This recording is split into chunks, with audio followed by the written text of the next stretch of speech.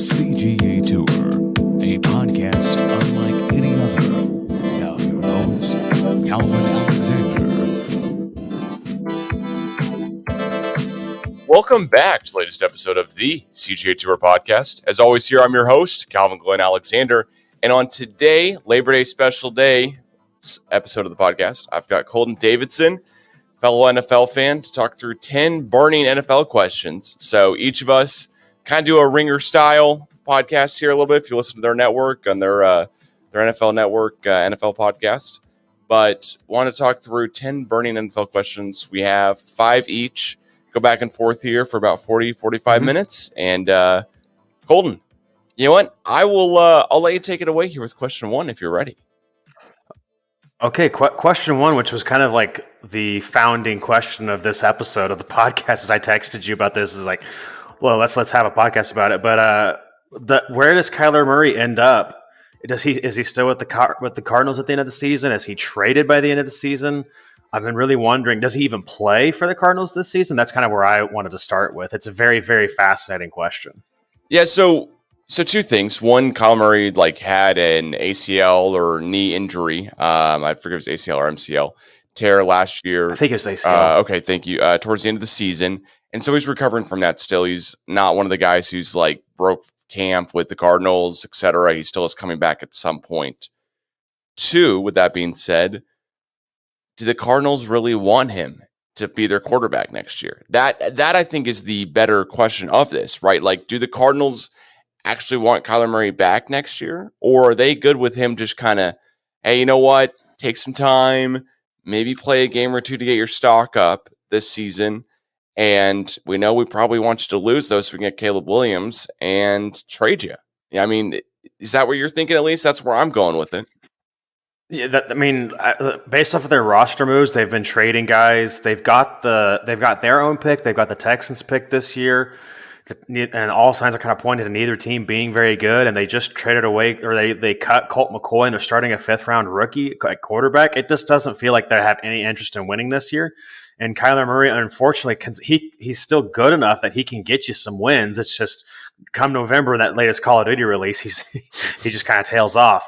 But I have no idea, and it doesn't really feel like the Cardinals have that great of a plan going forward because they hired a defensive-minded coach, and then they got Kyler. They have this Kyler Murray stuff going on, and if they are trying to go and get Caleb Williams, it's kind of weird that they went the way that they did with this coach who basically has been getting just ripped all preseason for terrible, how kind of cringy he is. The Cardinals are just a weird team this year for sure. Yeah, and I think about this too. Who on the Cardinals are they keeping for next year no matter what, right on that roster? Who are their top, hey, these guys are untradeable. You know, as an NBA deal, we'd always talk about this. Shout out, I talked basketball within the first 4 minutes.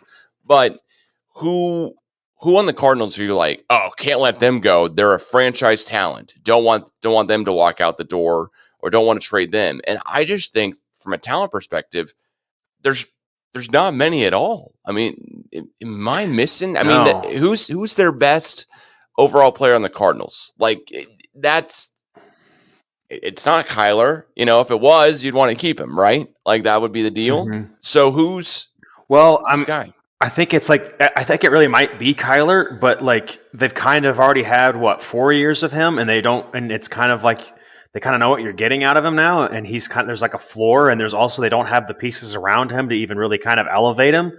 So the only name that was coming to mind was Marquise Brown, but I think it's more it's not necessarily that they want to keep him, it's that there's not a market for him. That's kind of the only name that's coming to mind. Yeah. But yeah, the Cardinals, it's just basically I want to see how this Kyler Murray thing unfolds. There's a lot of debate whether he'll even play this year. I think you're probably onto something that he plays just to raise his stock. Me and you were talking about where he could go. It would be interesting because I think you brought up the Vikings to replace Kirk Cousins after the end of the year because this is Kirk Cousins' contract year. And then the really fun one that I thought of was the 49ers. Just throw him in that Kyle Shanahan offense, and because who knows if Brock Purdy's just a one-hit wonder or if Sam Darnold he's basically proven to be a human turnover machine his whole career. Wonder if you just put Kyler Murray in that offense. I wonder what that would be like. It's just kind of like a very video game idea, but it's just kind of fun to think about. I don't even know if they have the capital to go get him, but it's just something to think about. It's a great question. I think if I'm Tampa Bay Buccaneers, Minnesota Vikings, like Kyler Murray, that seems like okay. For example, if you're the Buccaneers, you're probably going to win a couple more games this year than you would think. You play in the AFC South, which is honestly one of the worst divisions because, the NFC South. NFC. And it's honestly one of the worst divisions because you're one of the worst teams in it. But, I don't know who's going to be good in that division. Are the Falcons going to be good with Desmond Ridder? Is Derek Carr going to have some new life and new energy because he now is playing for the Saints with a little bit more help, even though he had the best wide receiver in football, Devontae Adams, the last 2 years and still wasn't good. So, but now maybe he has an offensive line or doesn't play in the AFC West and can get some more wins there. Who knows? And then, you got the Panthers who knows what we're going to see this year. It seems like probably nothing. They had the first overall draft pick this past year too. So from the Buccaneers, you probably get a couple more wins just because you're in that division than you would think. You're not going to be in contention for the number 1 or number 2 pick next year. And you could see, one of my questions here in a second is about the Rams. So I'll get to that here in a second, but it has to do with the fact that I think the Rams could also be fighting for that number 1 overall pick, and oh, for sure. That to me means, okay, your Buccaneers, why not just see what Kyler's got? And then maybe you go from one OU Heisman quarterback and Baker to another OU Heisman quarterback and Kyler, see what you got there a little bit, change the scenery for him. Mike Evans is wide receiver, is a big guy. We know Kyler had some success throwing the ball down the field to DeAndre Hopkins, who's a big playmaker guy as well. If Chris Godwin's healthy, and all of a sudden maybe you go, you know what? Kyler just needed a bunch more weapons. And with the Cardinals, they never really clicked because all of his weapons were really DeAndre Hopkins and Zach Ertz. And just some older guys, I guess, is what I could keep going with, what they brought in AJ Green at the tail end of his career before he retired. So, get Kyler out of that NFC West division where one team won the Super Bowl not too long ago, and the other 2 teams are always good, and the Niners and Seahawks, it seems. Get him over to the NFC South, and maybe he's got some more success going up against the Panthers, Saints, Panthers, Saints. Well, yeah. It might. Here's an interesting question. Maybe he fits in with the Atlanta Falcons. I don't know what they'd want to give up to go get him, but that kind of solves a lot of their problems. But the only thing is, I don't know that Kyler's ever proven to be much of a cerebral quarterback. He's kind of always won off of just raw physical talent, but pairing him with a good coach, I hadn't thought of the Falcons until you just mentioned that. But that would be interesting. But I don't know that there's a huge market for him because so many teams are wanting to tank because they can see Drake May and Caleb Williams, which Caleb Williams looks like the second coming of Patrick Mahomes. And they probably just would rather wait for that than spend money on a quarterback who there's lots of questions about his attitude, his leadership, and how much prep he's going to put into stuff because everybody remembers the now infamous clause in his contract about having to do homework. So yeah, anyway, he's interesting. It's interesting. If I'm trading for Kyler Murray, I want the peak pinnacle Kyler Murray athleticism and all that type of stuff. And it seems like he's one of those guys where year over year, I would talk about this about Russ, and I think you and I would as well too, where every year Russell Wilson, it would go from he'd be a great quarterback to start out the season, and then over time he just was taking hits, he was scrambling a lot, he was doing a lot of play actions, smaller quarterback, shorter in the pocket, and it would get to a point where he was just taking a lot of hits and he wasn't as mobile, wasn't as good down the stretch, and his defense was there to help him out. So if you can play for a team like that, maybe the Geno Smith deal doesn't work out for year 2. It worked out for year 1 great. Maybe he goes to the Seahawks and literally replaces Russ. It's almost the same form factor and kind of guy with a little bit more athleticism at this age. And maybe he does one of those things too, but then again, that would be too funny to see him stay in that NFC West division. It's one of the best questions. So I've got one for you though. When we're talking about Russ, so Jarrett Stidham was just signed this offseason to back up Russell Wilson with a 2-year, $10 million contract. Pretty big money if you're paying the backup quarterback. Brand new head coach and Sean Payton. And hearing a lot of the Ringer podcasts and a lot of the ESPN podcasts, etc. Will Russ be benched? Like, does Sean Payton have enough in him to go, I'm going to bench Russell Wilson if he doesn't play well, regardless of what the contract and stuff looks like going forward? Just if you feel like Jarrett Stidham's got a better chance for you to win, are you benching Russ? I mean, this has been talked about a bunch on the pods I've been listening to. A lot of people, they're basically, so this ties into one of my questions that I had too. So, I mean, that basically the point is it's that a lot of people were thinking that he didn't look cooked, and then also with like more and more that we're learning about just how bad that coaching staff was last year, that there's going to be a new floor for that team, and they'll kind of know how to much better use Russ after him just trying to experiment and being Drew Brees, and then surprise, he's not Drew Brees. Probably one of like the smartest quarterbacks of the last 20 years of being able to get the most out of using his mind the most. Anyway, but it's going to be really interesting to see. I don't see that there's any issue with Sean Payton. I don't see Sean Payton having any issue benching him by like week 8 if it's just not working, and seeing what they got with Stidham, because Stidham played for the Raiders a couple of good games, didn't he? Yeah. He played a couple of good games, and he's had a couple of good games with the Patriots. And good is the qualifying aspect here. Like, nothing to do to keep the starting job over another guy, but good enough to keep it going, you know? Mm-hmm. Yeah, and I mean, that team, they've lost some wide receiver depth, but they've got 2 pretty good running backs coming in this year with Samaje Perine and Javonte Williams. And Javonte Williams, I had him on my fantasy team last year and was loving him until he, blew his knee out like week 3 or whatever. But it might be hard to evaluate that quarterback situation when they've only got a couple of high quality wide receivers for him to be throwing to. But we'll see. Sean Payton's gotten more from less, for sure. So we're just going to have to see. And I would love to see Stidham get a shot, because wasn't he one of the quarterbacks that stayed with Baylor after the big old Art Briles debacle? He stayed. I think he stayed and then transferred to Auburn, if I remember correctly. Oh, yeah, you're right. Yeah. And then he was going to be the second coming at Auburn, and he was okay, but a bunch of it was like, oh, he's not playing. He's playing SEC defenses now with an SEC offense, et cetera. So the Russ being bench deal, I think it's possible. I don't think Sean Payton holds any, hey, you know what? Like, I'm going to make sure Russell Wilson is good and make sure that that's my key project. I think instead his key project is to make sure that the Broncos are good. And however that works out is going to be the deal. And I think that's consensus. So what's your second question here? So I'll tie this into it because we just talked about Russ. But my burning question going into this season was, which old quarterback has enough left in the tank to do something? And so I looked it up the list. There's not as many old quarterbacks as what I feel like there have been the last like 5 years. Rodgers, Wilson, and Stafford were the 3 oldest ones that are starting that I could think of. And after doing a little bit of research, Rodgers probably has the best team. Stafford probably has the worst team. And I think Wilson probably has the best. Well, Wilson and Stafford probably have the best coaches. And so I was just that was kind of my question. Rodgers has probably got the hardest schedule, being in that AFC East and all of the different things. He doesn't have an offensive line. There's lots of stuff coming out about in the HBO show Hard Knocks about like, hey, that offensive coordinator is not what we thought he was. It's kind of Rodgers as the offensive coordinators. We're going to see how that goes. How long until we see Diva Rodgers show up? Wilson, we've already just talked. We spent a lot of time with him, and then Stafford he's been complaining in the offseason he can't relate to players.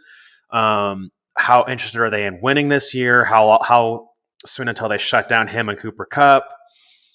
And because this is the first time they own their own first round pick in like 5 years. So, and with Caleb Williams and Drake May on the board, it's going to be kind of hard to be trying to win. So we'll see. Yeah, that's a great question. I mean, it's the exact question I had a little bit later, which is Aaron Rodgers good enough? I think, and then the good enough part is good enough to get the Jets to be better than last season. The answer to that one I would say is yes, but also then again, last year Aaron Rodgers wasn't putting up a lot of better numbers than Mike White and Zach Wilson. So I'd say, to answer your question directly, I think Aaron Rodgers is probably the best out of the 3 here and will play the best out of the 3 because there's just so much more expectations and not shutting him down.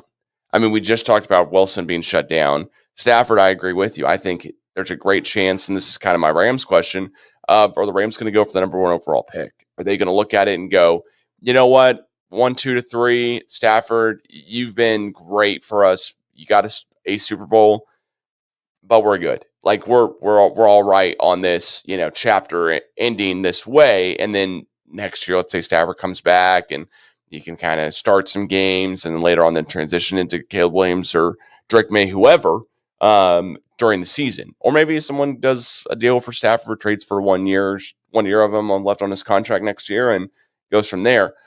I'm with you. I love the question because Aaron Rodgers to me has got to be the guy, but there's a good chance he will just only need to be so good.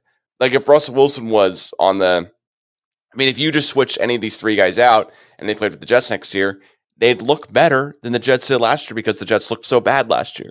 And that just goes to show you what they're working with. So Calvin, just without looking it up, I have it pulled up. Yeah. But how many wins did the Jets have last year? 6? 7. They went 7-10 with, we would probably both agree, the worst quarterback play in the entire league.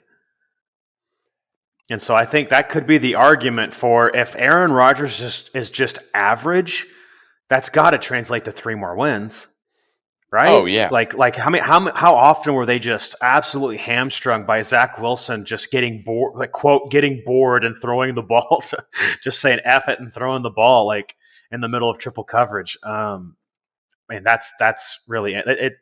That's kind of the whenever it turned for me is I think one of the Ringer podcasts made this point of they had 7 wins with the worst quarterbacking room in the entire league. And like they'd rather play a Mike White with a broken rib than play Zach Wilson. And that was just where they were at. So yeah, I think that answers that one. Aaron Rodgers could look better than Stafford and Wilson just because of the group around him. And because he'll just need to look a little bit better than Zach Wilson, which shouldn't be hard to do, you would figure. All right, well, yeah. Well, my next question for you here actually has to do with the background. If you're watching this on YouTube or on Spotify, either way, but that's who has more pressure this year of the 2 guys who just got paid this offseason, Justin Herbert or Lamar Jackson. I would throw Jalen Hurts in there in the mix, but honestly, Jalen Hurts to me, he got paid this offseason, but he just went to the Super Bowl. He doesn't have as much pressure. So who has more pressure here to be good?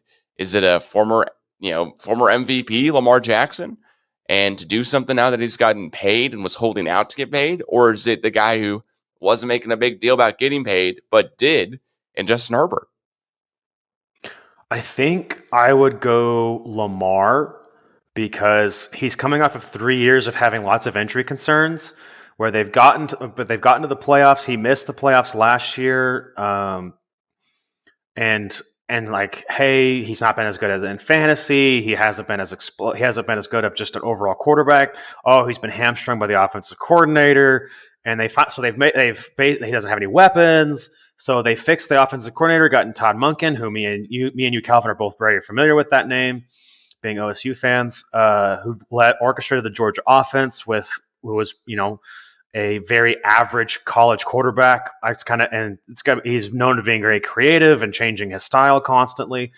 I'm super interested in what Todd Monken's going to do. They went out and got him some wide receivers that he wanted. Mark Andrews is probably the 2nd or 3rd best tight end, depending on how you look at it in the league. Getting him back fully healthy. Like they are primed to be really freaking good, and they're in a pretty tough division, and I think they probably have a little bit worse defense than the Chargers, but I still think there's more pressure on Lamar than ever after like basically throwing a huge fit all summer, trying to get traded and go anywhere else. And now he finally got paid. He finally got his deal. He finally got all the weapons he wanted. So, and he's been very vocal about what he's been wanting. And I think the most pressure's on him because I don't even know what Justin Herbert sounds like. So I think that there's more pressure on him for sure. And the Chargers have such a low bar right now.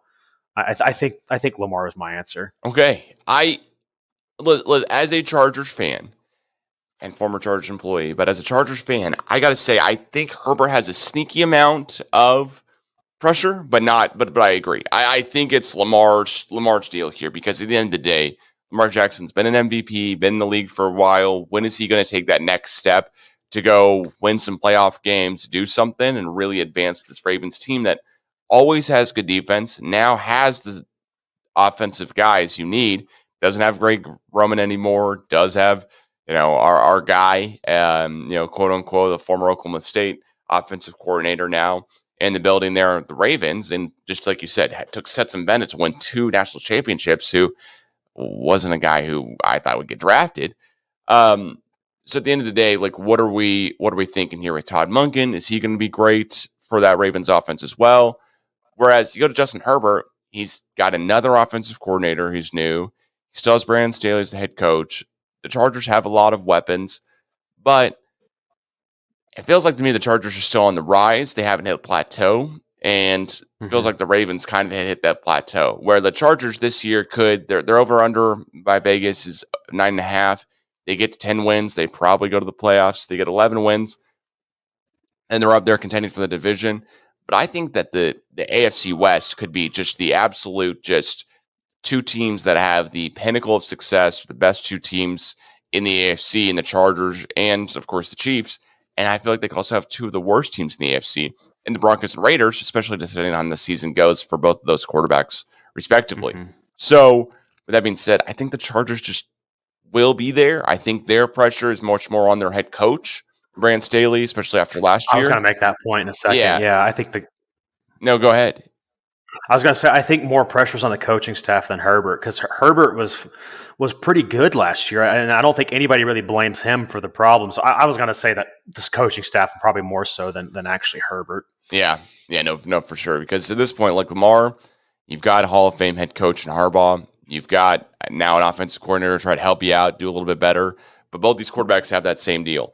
Just got paid, new OCs, who's going to make more out of it. So that was one of my questions here as well.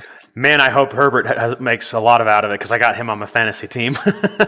Yeah, I've got him on a fantasy team or 2 as well, and I'm hoping he lights him up this year. I think he could. I think the Kellen Moore offense really could be special for Justin Herbert. So, we'll see. Yeah, let's see it. So I guess that kind of ties into one of my points. One of my next question, Calvin.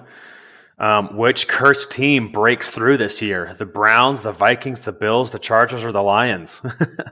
So what do you mean, like, breaks through? Because, like, Chargers made playoffs last year, Bears didn't, Broncos didn't, right? Lions didn't. So what is break through? So I think, all right. So I'm gonna give this caveat. I think this caveat for everybody but the Bills is second round of the playoffs is like the bar. And then I think the Bills Super Bowl or bust. It's kind of maybe that breakthrough. So the easiest way to say it, I think, would be the Lions. I think they play, out of all those teams, they play in the easiest division. Of all those teams that you named, the Lions just make it into the playoffs, right? I think that's the easiest one for me to say. They break through just from strength of schedule, and just from, like, what their pinnacle of success would mean is, like, oh, we got Jared Goff and this great offense to the playoffs, versus, like, the Chargers making that second round. Well, who knows if they match up against the Chiefs, or they match up against, it kind of does pain me to say, but like the Jets or even Dolphins. Okay, those teams are pretty darn good. They're going to be great in the AFC this year. They're going to be tough to beat. So, and there's plenty of other teams in the AFC as well that'll be great. I mean, the Bengals haven't said their name yet, and they'll be pretty darn good too. So, for me, I think it's the Lions. What about you? The case, I think the Lions have a good shot. I'm kind of looking. The Vikings are kind of across the board, probably a little bit worse team than they were last year. I think I'm gonna go.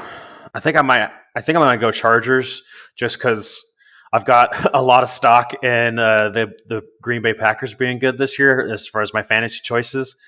I got Jordan Love as my second quarterback, and I've got some wide receivers and tight ends for them. But I think I want to go with, I think the Chargers are gonna break through this year and make that second round of the playoffs, because like everybody that I've listened to this offseason has been talking about how good of a defensive coach Brandon Staley is, how innovative he is on that side of the ball. Now getting matched with what I think is a really good offensive coordinator, and it was an absolute mistake that the Dallas Cowboys got rid of him. Honestly, there could be a case made that let's just make Kellen Moore the head coach of the Dallas Cowboys, and that we might be having a whole different conversation. about they might have come up before the 25-minute mark of this podcast. Yeah, that's kind of where I'm going to hope that the Chargers can overcome it. The Chargers do have a big time curse, as I'm sure we're both a little bit familiar with, but that's where I'm going to go. Okay, for sure. Okay, I like it. I would love for the Chargers to get to the second round. Looking through like these AFC teams, the Chargers have a harder strength of schedule from like the Sharp Football Analysis page. They have a harder strength schedule than anyone besides the Dolphins, Raiders, and Patriots. They have the 29th hardest schedule, or fourth hardest schedule is the best way to say it here in the NFL, which wouldn't mean great for playoff seeding and just wouldn't help overall. But I still think they can get to the playoffs for sure. It just kind of getting that next step. That's what I'm more worried about the Chargers. Whereas the Lions here have the 18th, I think it's the 18th easiest is the best way to say this, 18th easiest strength of schedule. So I feel like they just have a better chance, especially with that division they play in, which comes to factor there. All right, well, next one here, it's building off of Aaron Rodgers, but it's basically with the Packers. Is Jordan Love good? Like, do we have any idea? Is Jordan Love okay? Is he decent enough to get the Packers to win that division? It seems like one of the, not the easiest division, because I would say probably that's probably the AFC South, I would think. But yeah, what's going on here? I mean, is Jordan Love good? Well, first of all, I think I hit a wrong button. Can you hear me? Yeah, I got you. Okay, good. But I keep hearing people talk about like he's above average is what they're kind of basically how they're charting him in the preseason. How like Matt LaFleur's is probably a pretty darn good coach who was hamstrung by GM choices on who to get, on who they targeted in the offseason, trading away Devontae Adams when they did, and then feuding with Aaron Rodgers all offseason, and just kind of had their year from hell, as Bill Simmons would say. But yeah, I think the Jordan Love, I'm not gonna be surprised if he's like better than average. I don't know that you should expect a Brett Favre or Aaron Rodgers to walk through the door in Jordan Love, but I would not be surprised if he's at least better than average. And then all of the capital they've spent on defense, and then like all of these wide receivers are now a year older, and then a Vikings team that's kind of, like I said earlier, really the only addition that I can think of that might improve them is the addition of Jordan Addison at wide receiver. Other than that, the defense is a little bit worse. And again, like they were the luckiest team in football last year. So, and then the Bears will just kind of probably continue to be just a nightmare no matter what they do. So I don't know that it's really their only the major competition is Detroit, and Detroit's defense is just historically bad every year. So I mean, like there's a definite case to be made for Green Bay to be good if Jordan Love is just like above average. Yeah. So I looked up like NFL QBRs of 2022. Quarterback rating on ESPN. And last year, Aaron Rodgers was 26th. He had a 41.3 QBR. Number one overall was Patrick Mahomes with 79.0. So this is like no one's scoring 100 here on this to point it out, but it's like double is the best in the league and more than double here. So when I look at the quarterback right above him, it's Matt Ryan, who's no longer in the league as far as I know, unless he gets signed as a backup sometime during the season. And then the other guys that have names around him are Andy Dalton is at 21. You've got Tom Brady at 18. You've got Jimmy Garoppolo at 16. So we're talking about guys here as I move up the list that are all rated as guys who are no longer with that same team or just not starting anymore in the NFL with Dalton. So that to me means that Jordan Love could be good, could have good playmakers around him. It seems like the Packers always are good at wide receiver scouting because they always have a guy or two where you're like, Donald Driver, where did he come from? Greg Jennings, where did he come from? And they're good. And listen, Aaron likes his guys. He apparently didn't love Allen Lazard, but now Allen Lazard is a Jet. So he's over there. All this to say, I think this could be a little bit of the same kind of deal we're seeing with, Rodgers with the Jets. It's just kind of, if Rodgers is okay with the Jets just need someone to be literally just stable. Last year, they didn't have that. Well, the Packers might need someone to be good, but not great to be that. They might need someone who's just a little bit better than 41.3 QBR. And I feel like Jordan Love could be. I feel like if we're thinking Jordan Love could be around, I mean, talking about QBR last year, I don't know how Marcus Mariota is qualified for QBR because he didn't play that many games. But we're talking about a guy, Mariota, who's 13th on this list, just a little bit behind Dak Prescott. And if Jordan Love can kind of be somewhere in the teens and not 26th, I think he could be good enough for the Packers. Just like you were saying with the rest of the division not being that great. Yeah, so last year, it's a very small sample size. I looked it up, but he had a QBR of 112, which is, that's just, it's such a, he played 26 snaps for 4 separate games for, a quarterback rating of 112.2, which is just absurdly high. And it's such a small sample size, you can't really do anything with it. But if he's just average, like you were talking about, if his QBR is up in the teens, then that's good. Then it's a huge win for the Packers. So I think they're usually really well coached. So yeah, that's what I'm in agreement with you. Yeah, and looking through another NFL QB total QBR with a minimum of 14 passing attempts per game leaders for 2022. Looking through that list, Tua's number 1, then Mahomes, then Garoppolo is 3rd. Where I'm like, Garoppolo is 3rd, but of course, he did play in 11 games last year, so he does qualify. It's kind of the guys to me that jump out are really like, oh my gosh, I cannot believe they were that good last year. And then the other numbers, just like Zach Wilson was the last on the list of guys who qualify for this rating. I don't know what his exact QBR is because honestly, you have to pay to unlock it for some reason on StatMuse. So, and Aaron Rodgers was not great at all, but he was right in between Dak Prescott and Lamar Jackson in this last year. So to me, it's okay. I mean, who's good, who's bad?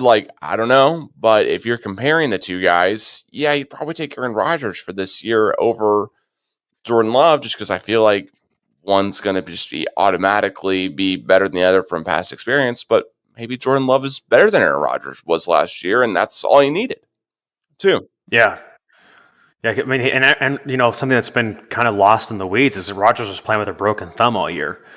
I just can't. I can't imagine trying to throw a football with a broken thumb on my throwing hand. So, yeah. Well, Calvin, I'm going to leave it up to you. Do you want my rookie quarterback question or my running quarterback question? Ooh, let's do rookie QB first. Rookie QB. So, which rookie quarterback succeeds the most this year? And I was thinking of Young versus Stroud, which was kind of like the big, all through the draft process was a big debate.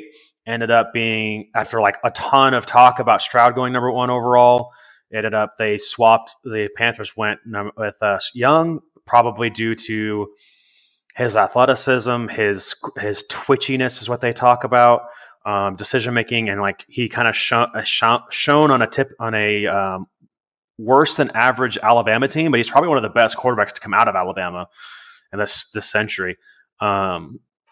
And so that kind of went with him, and I'm kind of curious, who do you think is going to be better, or do you have a third rookie quarterback that I just am not thinking of that has a chance to be really good this year?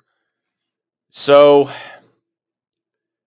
I think there's an option here that CJ Stroud could be better than Bryce Young just year 1. But to answer your question, I think Bryce Young will be the better guy overall. I think he's the guy where if he can find the right offensive coordinator to use his size to his advantage a little bit more, to use this. Bryce Young is not a running threat. He's not just scampering for touchdowns, but he's a super mobile quarterback, whereas CJ Stroud is like that prototypical NFL guy you'd want. And I recently came on through ESPN, I think it was last weekend or so, but it was the Ohio State quarterfinal game last year with CJ Stroud going up against Stetson Bennett. And what stuck out to me is CJ Stroud made a bunch of good throws. They were on time. They were to the right guys. It just was, at the end of the day, that Georgia defense was so incredibly good.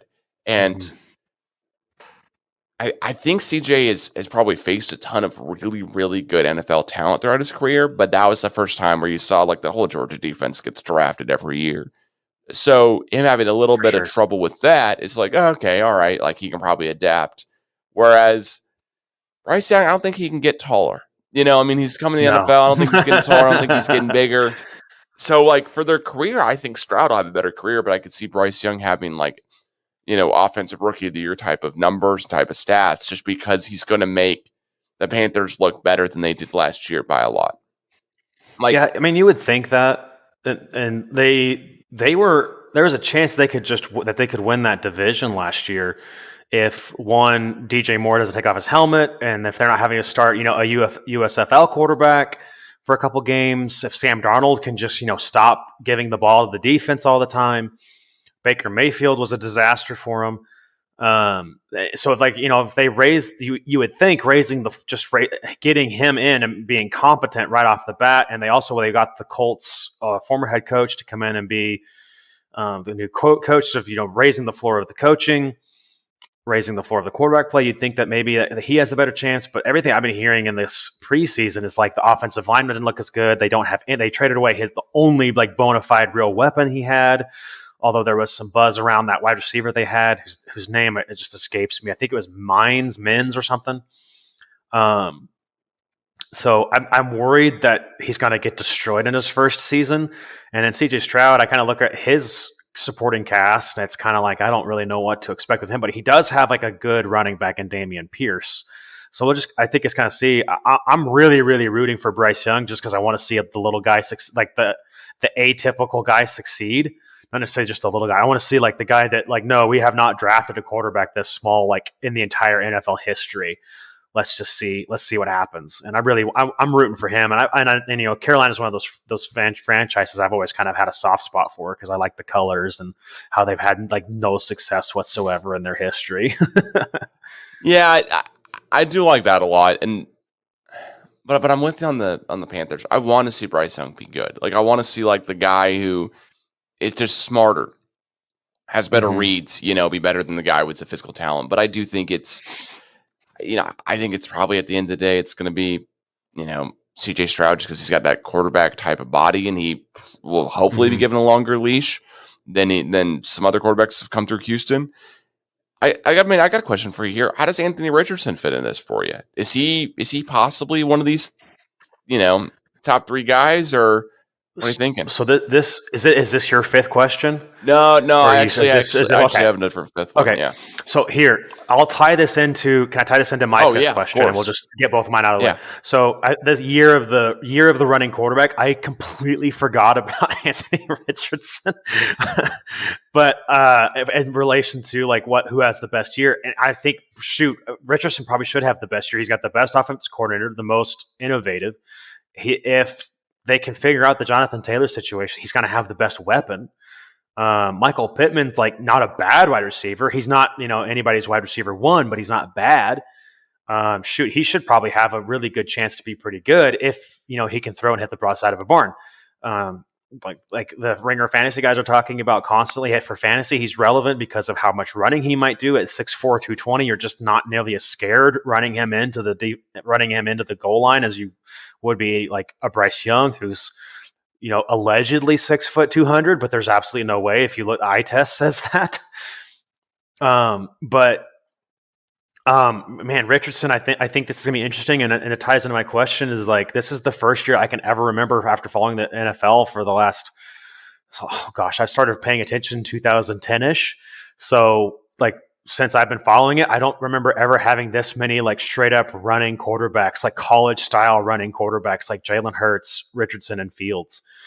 And I want to see how that works because I love when the NFL is not as homogenous as what it has been. Of like, oh no, this type of quarterback works in the NFL. Only the Ben Roethlisberger's, Tom Brady's, immobile tree trunks. Only they succeed in the NFL, and now we get to see Lamar, Hurts, Fields, Richardson. Those are the running quarterbacks that are coming to mind. These guys that just look completely different than a prototypical NFL quarterback. I want to see how well will this succeed this year. We've seen Lamar succeed, but I want to see like what's next. So, I think Justin Fields has a place in the NFL.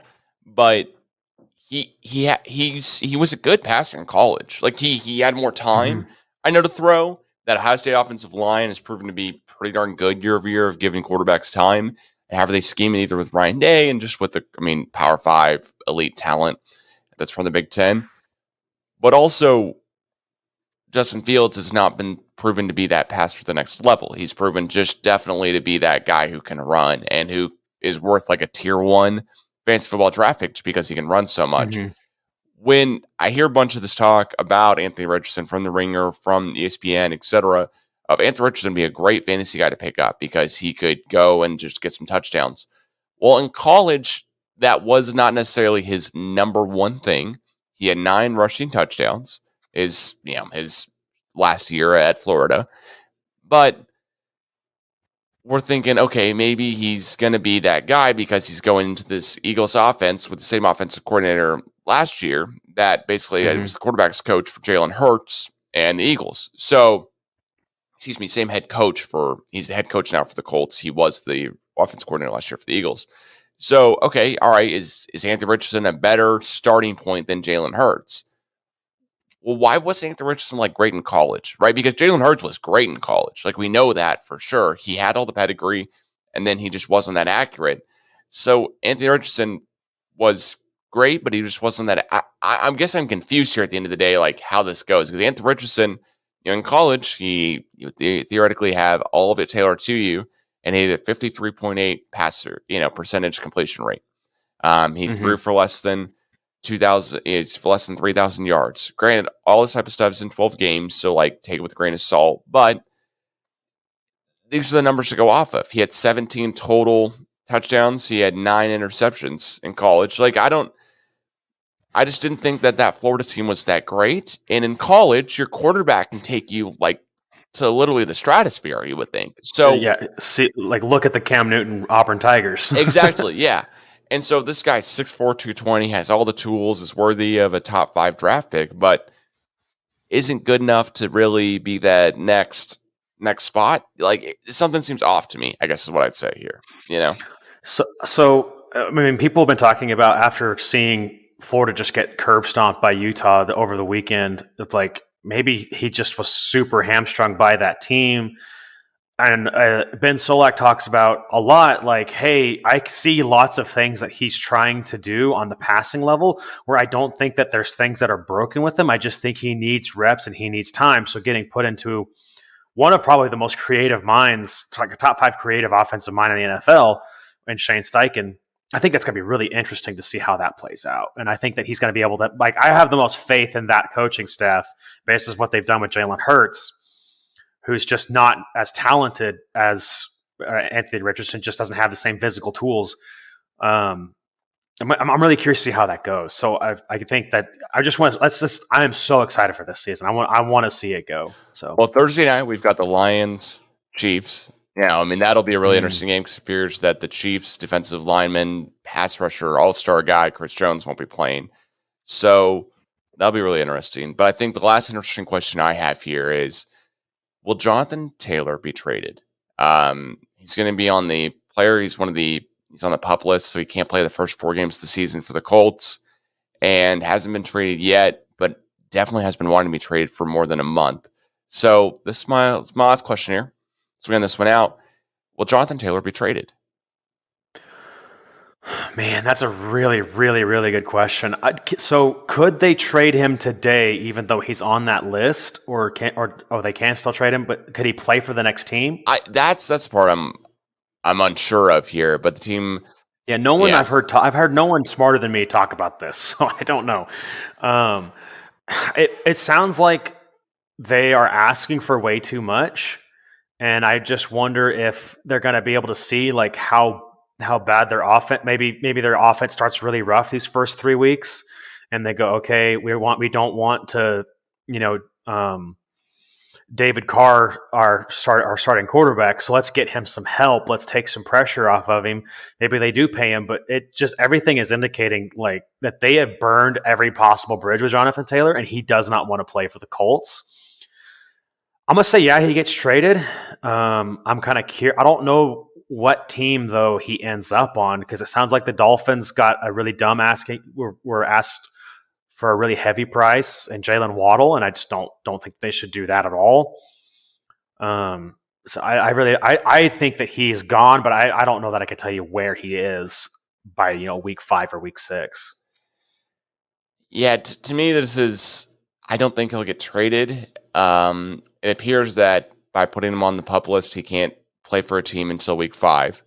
And to me, that means the Colts are still searching for a trade and might eventually go, screw it, we'll just take anything because we're not going to anything's better than nothing over the offseason. But I mean, I agree. It looks like right now that basically Taylor was told, we'll trade you, but only for a first rounder. And he goes, well, if that's my worth, then just pay me what a first rounder gets paid and I'll play for you.